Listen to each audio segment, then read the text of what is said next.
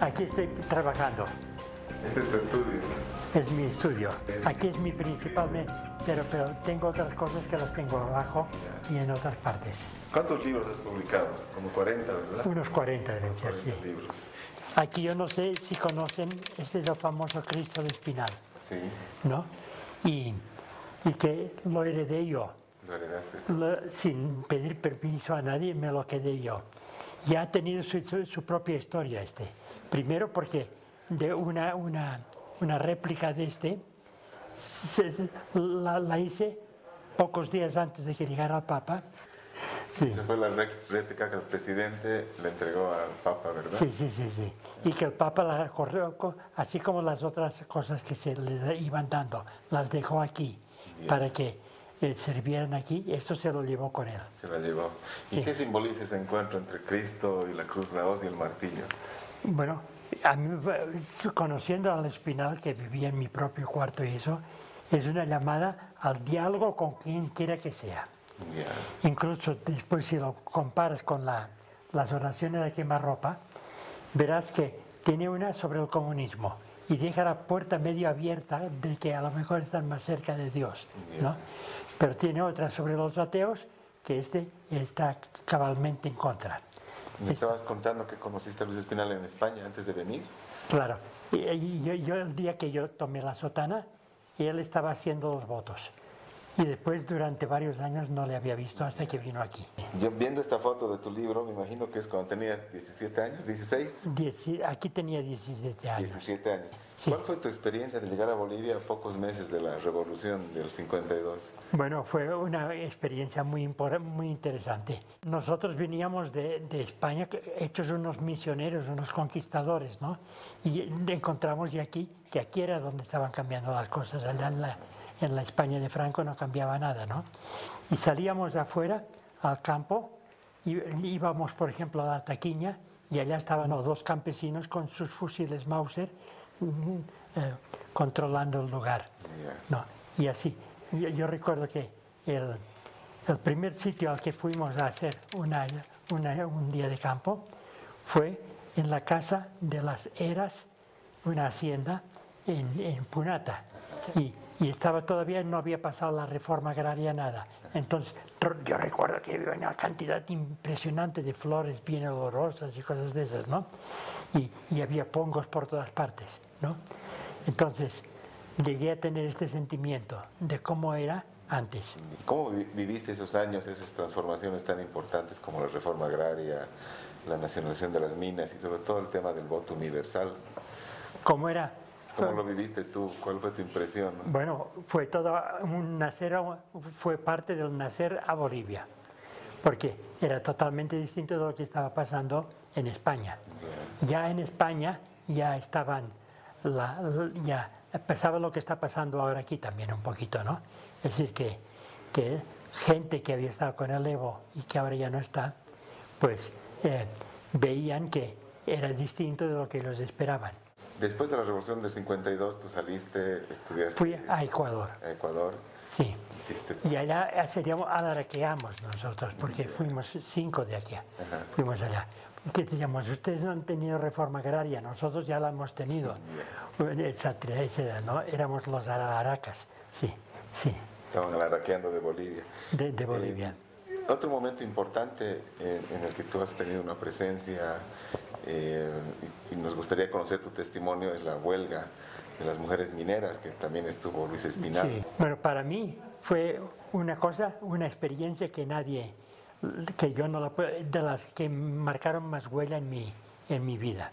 Sí, porque decía Luis Espinal en algún sitio, dice, cuando uno ya ha ofrecido hasta su vida, entonces puede hablar de las cosas. Si no ha llegado a eso, puede ser puro alaraca, ¿no? Sí. Entonces, esta experiencia yo también la viví muy a fondo. ¿Y cómo te acuerdas de esa huelga? Sé que tienes alguna impresión especial por Domitila Chungara. A mí me llamaba la atención de que de la Domitila, este libro, lo único que tuviéramos fuera a partir del siglo XXI de México y que aquí no hubiera salido publicado. Después he sabido que hubo una pequeña edición, sí. Pero que la repartieron casi una vez, la llevaron a a no sé qué evento y allá lo repartieron y se acabó muy rápido. Le llevé el primer ejemplar que acaba de traer de México. Yeah. Todavía no lo había visto y allá fue lo primero que leyó la Domitila. Yeah. Y al final me dice, esto es lo que yo pensaba. Es porque ella siempre tenía un poco la preocupación, como era del partido del Federico Escobar, de que le transformaran lo que ella decía, que le hicieran decir lo que ella no quería, ¿no? Pero quedó bien tranquila después de leerlo. Yeah. Sí. Bueno, hay una cosa que yo creo que no tuvo la oportunidad aquí de vivirlo el Lucho Espinal, porque solo estuvo 16 años aquí, pero ha marcado su figura, está en todas partes, ¿no? ¿Cómo recuerdas todo ese proceso que se dio en torno a la Asamblea Constituyente y el hecho de pensar en un Estado plurinacional, en derechos colectivos? Yo me fui a vivir allá, a Sucre, Yeah. y estaba muy metido y me llevaban unos, me llevaban los otros, ¿no? Yo fui llamado para hacer una cosa, la otra, de más allá, sugerir una cosa, sugerir otra. En la Constitución se habla de esta fórmula que creo que le llamas acordeón, de lo indígena, originario, campesino. Sí. ¿Cómo surgió esa idea? No, esto es que gracias a que había pocos abogados allá adentro. Más bien. Sí, sí. Que entonces, aunque como profesión era de las más así, pero lo que más había en toda esa nueva constitución era campesinos, obreros, etc. No es una constituyente que se haya hecho con puro constituyentes que buscan una lógica así. Pero unos decían, somos indígenas, otros decían, somos campesinos. Cada uno defendía con todo calor su cosa. Entonces la forma de ligar a hacer todo fue decir, los pueblos, las naciones y pueblos, indígena, originario, campesinos. Y así todos contentos. Sí. ¿Y te parece que ha sido una buena solución? No, pero es mejor que no buscar una cosa que nos hubiera llevado mucho tiempo Pero nos permitió unificar en ese momento. Sí. Bueno, vamos a la biblioteca. Y se llama Casa Esperanza porque doña Esperanza Justiniano de Mier la obsequió a los jesuitas poco antes de morirse. No sé si fue total o creo que fue así, simplemente. Y aquí está mi otra parte de biblioteca. ¿Cómo evalúas el proceso de autonomías indígenas? Tú que has sido un fuerte impulsor de este proceso.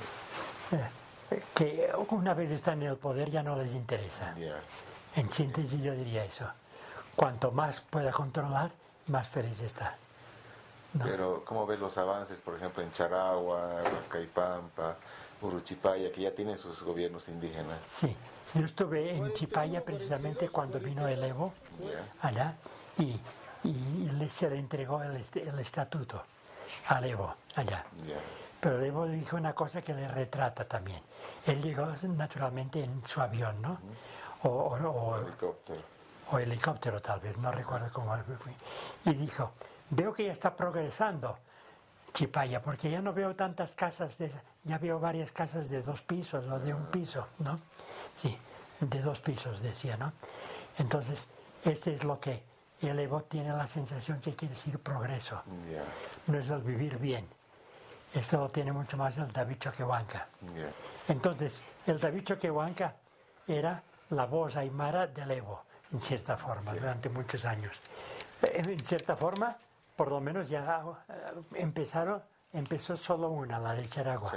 Ahora ya están en camino unas 30, creo que son, ¿no? Son varias, sí. Entonces, va tomando su tiempo y ahora que, además, ya hay mayor distancia otra vez entre el Evo y también los pueblos indígenas, por ejemplo, por lo del Tivnis, ¿no? Entonces yo creo que irá siguiendo, pero a un ritmo mucho más lento de lo que yo había pensado inicialmente. Yeah. ¿Y cómo ves el ejercicio de la democracia comunitaria? Yo creo que donde está salvado eso es en la comunidad. Yeah. Pero más arriba, porque ahora lo que tendría que poderse hacer en esos sitios que ya tienen autonomía, es que esto también se puede hacer a niveles superiores, ¿no? ¿Tú crees que se puede pensar democracia comunitaria a nivel nacional? A nivel nacional no, pero a nivel Regional se podría. regional tal vez sí. Pero por ejemplo los blancos jamás lo aceptarían una cosa así. Yeah. No. Además, yo creo que la mala palabra que hay en eso es la palabra que está ahora en la ley, que dice definir qué cosa pertenece a la justicia comunitaria y qué cosa pertenece a la justicia ordinaria, el deslinde. El deslinde. Esta fue una cosa que me dieron los doctores, abogados, Yeah. cuando se estaba en la fase final de todo eso. No viene de allá.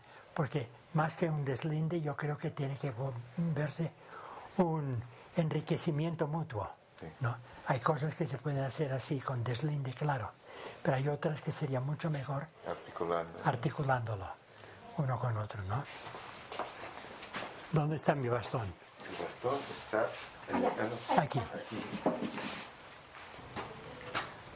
¿Dónde aprendiste quechua? ¿En Clisa? En Clisa. Me pasé. ¿Sabes algo de quechua? Muy poco. Quinzata y Chachihuarcanco, Clisapeja. Acaugiaita. Tomachicha. Quechua parlaita. Y tercero, burrutiñita. Ah, teñir los burros. Sí, así les dicen, ¿no? ¿Te parece nos podemos sentar por aquí? Donde ustedes con los otros digan. Sabemos, Javier, de tu gusto por caminar, por preguntar, por ser un curioso incorregible. Sí. Quisiera que me comentes un poco, nos comentes un poco sobre el tema de la autoidentificación indígena. Tú has sido muy activo en los censos. Sí. Ese reto de Y por si acaso me queda claro que la razón por la que en el último censo salió un porcentaje menor no fue porque cambiaron muchos sino que lo hicieron de una manera distinta. La pregunta estuvo muy mal hecha. Dice, como boliviano usted se siente miembro de alguno de los pueblos indígena, originario, campesinos o afro-bolivianos. Si decían que sí, ya se pasaban a otra cosa, ¿no? Y no contestaban más. Entonces, por culpa de hacerla así, que era una pregunta controladora, entonces ya no preguntaron nada relacionado con esas cosas a los que dijeron que vivían en la ciudad, por ejemplo, ¿no? ¿Cómo crees que se podía nutrir esa memoria de la democracia? Eso pasa en todo, ¿no? Yo creo que la manera más práctica sería tener muchos DVDs y cosas de esas. Es decir, que me parece que les entra mucho más por lo visual que por lo de leer un libro, ¿no? En un DVD de media hora o de una hora ya pueden tener mucha más idea de lo que había pasado. En la historia larga, ¿cómo ves estos cambios?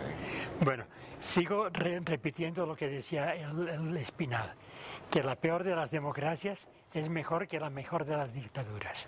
Ese sigue siendo, y mientras no me comprueben lo contrario, pero por ejemplo las dictaduras sirven mucho, por ejemplo, para hacer carreteras, para obras de infraestructura.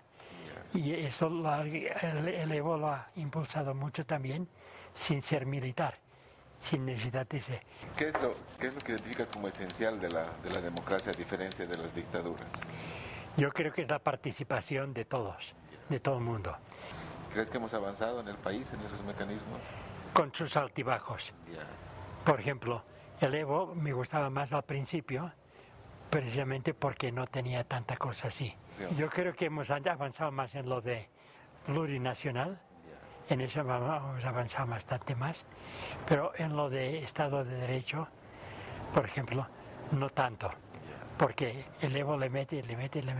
Y cualquiera que siguiera, sea quien sea, aunque sea el propio Carlos Mesa y eso, avanzaría muy poco en lo de un Estado de puro derecho. ¿Y en el Estado autonómico hemos avanzado? Muy lentamente, pero por lo menos yo creo que gracias también a que los de Sipka nos metimos bastante en Charagua, porque es un sitio de Charagua que tenemos, y creo que al principio nos costó bastante, porque los del pueblo estaban totalmente en contra de eso. Y además el nombre de Yambae, después se lo copiaron los de la autonomía sucrense de Santa Cruz, ¿no? Y es un desastre, porque puede ser uno Yambae sin dueño, pero muy vertical también puede ser. La Constitución reconoce 3 formas de democracia. Sí. La representativa, asentada en el voto, elecciones, derecho a elegir, a votar. La participativa, en varios mecanismos, con el derecho a participar, a decidir.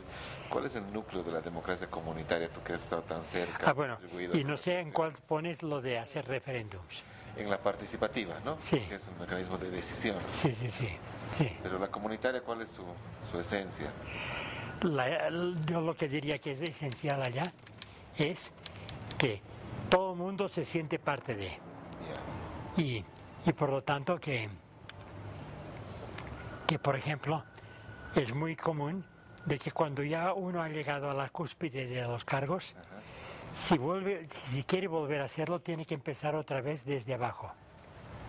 Es el taqui. El taqui, sí. ¿No? Sí. Es como el camino. Es el escalafón, ¿no? El escalafón, sí, eso dirían los maestros. Yeah. Y a veces les gusta eso. Entonces tiene que pasar por todas las ceremonias y todas las cosas, ¿no? Y ahí hay una mezcla muy fuerte, pero importante, yo creo, de lo que son cargos honoríficos políticos y lo que son cargos religiosos. Que también el religioso tiene que ser también, que invita a todo el mundo, tiene que tener mucho gasto, ¿no? Y por eso entonces tiene que tener muchos ahijados. Y entonces los ahijados le ayudan en todo eso. ¿Cómo ves el mecanismo de la rotación, el muyu? Yo creo que es muy bueno, pero también en eso no es exactamente solo rotación, porque con el taqui también hay distintos niveles, ¿no? Sí. En realidad se podría llamar las gradas también, quizás, ¿no? Porque hasta ciertas gradas puede llegar y solo el que haya ganado ya tantos pasos en tal grada puede pasar a la siguiente. Pero los jóvenes ven eso y no lo quieren, porque ellos quieren enseguida escalar a lo más grande y todo, y tienen cierta razón, porque dicen, uy, si lo hago tendré que esperar 20 años, ¿no? Entonces que aquí, en algunos de los estatutos que se han hecho, tienen que abrirse un camino, una parte especial en lo de las democracias de esas, en los estatutos de esos, qué hacer con los que se sienten todavía miembros de la comunidad, pero ya viven en la ciudad, los residentes, que decimos aquí, ¿no? Y que no tenga que ser que solo para las cosas así de fiestas, sino también qué atajos se puede tener para los jóvenes, que son muchos, ¿no? Yo he llegado a ver casos en que uno se viene desde Buenos Aires, donde vive y donde tiene su pega y todo eso, para cumplir un cargo en la comunidad. En Calcha, por ejemplo, he visto eso. Sí. Oye, yo creo que preferiría una cosa. Tráeme el lucho. Contanos de tus identidades a propósito de este cambio de... Pues este me la trajo la que ahora es Pamela Cartagena, que es la directora general en Sipka. Me la trajo desde el País Vasco, de Euskadi. Y me lo trajo quizás con otra intención, pero para mí es la prueba de que también soy, en cierta forma, miembro de la nación vasca, de la nación Euskadi, ¿no? También soy etarra. La primera nación de la que me sentí parte aquí, ya a los pocos meses de estar aquí, no fue de la nación boliviana, sino de la nación quechua. Entonces, al llegar a Bolivia, tu primera identidad fue quechua. Sí, a aprender quechua. Y yo me fijé enseguida en que había 2 Bolivias distintas, que era la rural, quechua y aymara, Y después, más tarde, me di cuenta de todas las naciones o pueblos indígenas de las tierras bajas, algunos de los cuales no llegan ni a 100, ¿no? Pero a todos, y por eso en la nueva Constitución se habla de naciones y pueblos indígenas originarios campesinos, para que todos estén contentos que se les dice lo que ellos quieren escuchar. No porque en términos teóricos habría sido quizás escoger solo uno de esos, ¿no? Pero hubiéramos perdido. Por ejemplo, llamar indígenas a solo los que están en el campo, perderías de vista de que hay muchos pueblos indígenas, incluido el quechua y el aymara, que ya tiene más gente en la ciudad que en el campo. Y esto, por eso bajó tanto lo de autoidentificación, ¿no? Entonces, cuando yo supe suficiente quechua, ya escribí un libro que se llamó El quechua a su alcance. Ya lo escribí yo. Y fue imitando al que era más famoso en aquel tiempo, te hablo de los años 50, ¿no? Es decir, ya es del otro milenio. Sí. Entonces, este tenía dos cualidades que muchos no los tienen ahora, que era aprenderlo conversando, ¿no? De modo que yo pudiera conversar con cualquiera, y segundo, sonriendo. En cada página, pero en cada lección había una de las cosas que fuera importante que aprendiera el alumno, tenía que ser un dibujo, pero dibujo cómico. Sí. Entonces, yo aprendí el quechua sonriendo y conversando. Y solo después, como otras cosas de paralenguaje, aprendí la gramática y cosas de esas. ¿Y el aymara? El aymara no lo aprendí tan bien porque ya fue cuando vine ya con mi doctorado. Ya mi edad ya se acercaba a los 30, ya tenía más de 30 años. Y por otra parte, dicen que cuando uno aprende una lengua con más de 40 años, siempre le falla la memoria. No le queda tanto. Y eso me ha pasado con el aymara. Hemos hablado de identidades, de lenguas, de naciones.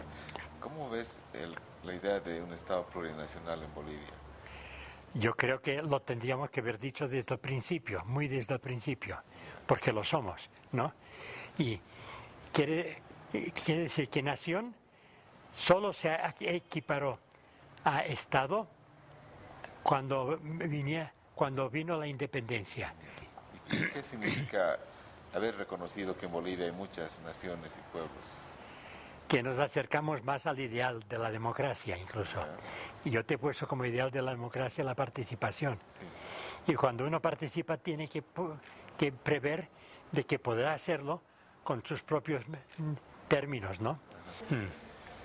¿Cuál sería tu mensaje a los jóvenes, sobre todo? Primero, democracia no es solamente votar, ¿no? Y tenerlo todo muy institucionalizado, aunque tener cierta institucionalización es bueno, pero tiene que tener su margen de maniobra también. Segundo, si aprenden algo, no aprendan algo con orejas de burro, ¿no? Que solo ve eso y no ve el resto. Procuren tener interdisciplinaridad en todo lo que aprendan, ¿no? Que estén en varias disciplinas al mismo tiempo, porque les abre los horizontes. En cambio, si yo, por ejemplo, en vez de estudiar sociolingüística, hubiera estudiado solo lingüística pura, ahora estaría perdido yo aquí en este país. Porque no el saber una lengua te abre a todas las otras cosas del país, ¿no? Entonces, procuren ser interdisciplinarios. Y no digo multidisciplinarios, sino interdisciplinarios, de saber que aprenden mucho teniendo varias cosmovisiones al mismo tiempo. Muchas gracias, Javier. Sí, se nota que una es más blanca y la otra es más morena. Estamos ¿Sí? Se nota que me voy a brillar.